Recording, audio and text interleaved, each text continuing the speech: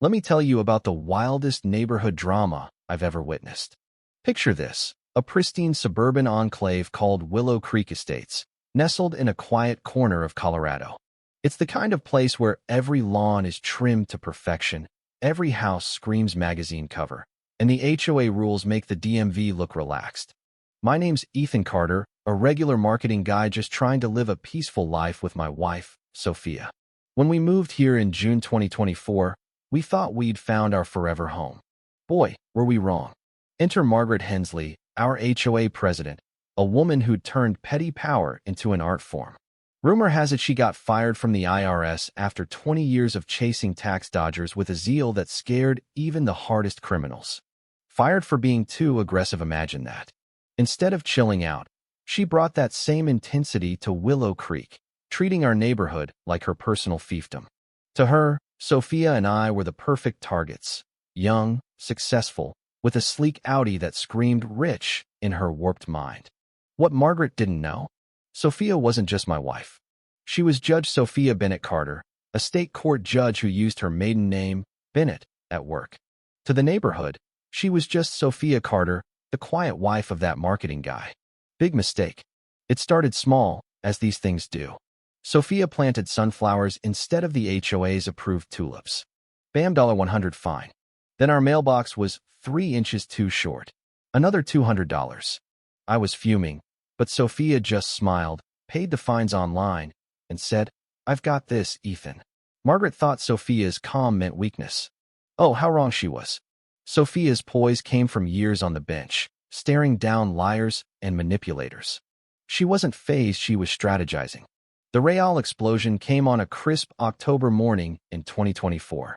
Margaret stormed over, practically dancing with glee, and slapped Sophia with a $3,000 fine because our Audi was parked 8 inches over our driveway line. "This'll teach you to respect authority," she sneered, thinking Sophia wouldn't hear.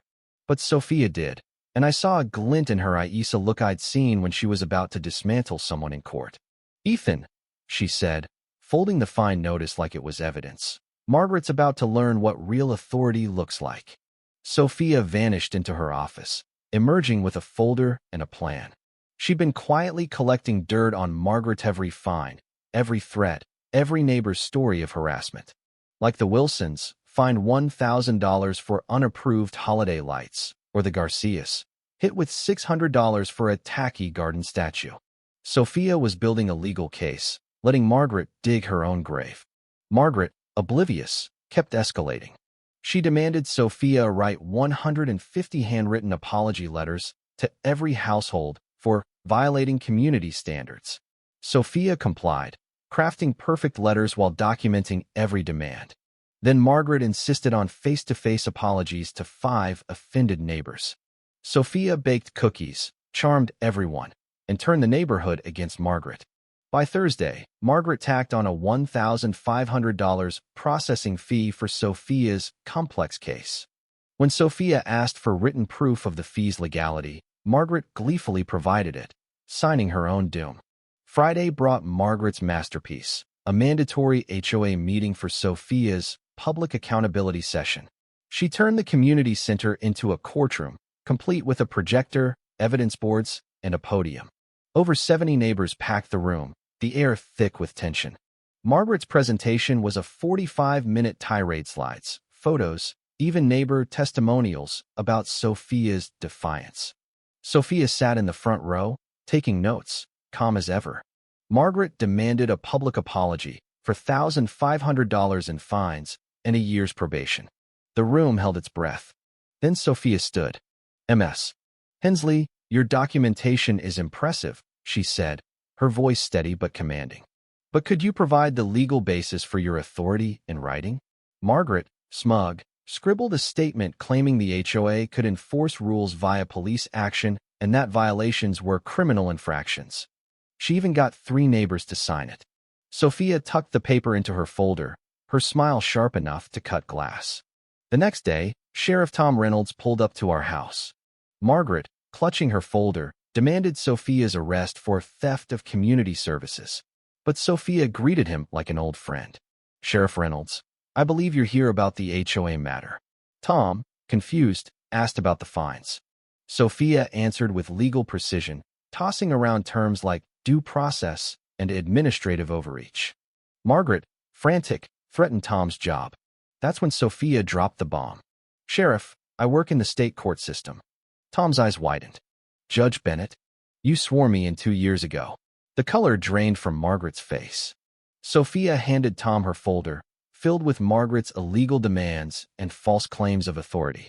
The neighbors, now spilling out of their homes, watched as Tom's expression hardened. "Ms. Hensley, did you claim HOA violations are criminal offenses?" Sophia took the stage, addressing the crowd like a courtroom. "This is harassment of a judicial officer, a felony with up to 2 years in prison." The crowd erupted as neighbors shared their own stories of Margaret's abuse. But Sophia didn't destroy Margaret. Instead, she offered a deal: resign from the HOA, apologize to every neighbor, refund all improper fines, complete 200 hours of community service, and attend counseling. Margaret, sobbing, agreed. Over months, she transformed, delivering heartfelt apologies, refunding $10,000, and helping neighbors like the elderly Mrs. Larson with groceries. Willow Creek became a true community, with fair HOA rules and real connection. Margaret even earned some respect back, proving redemption is possible. This was a masterclass in justice, served with mercy. Sophia showed that real power doesn't scream at waits. So what do you think? Was Sophia too lenient with Margaret? Should she have pressed charges? Would you have forgiven Margaret after her reign of terror? Drop your thoughts below, hit that like button, and subscribe for more wild stories. Where are you watching from?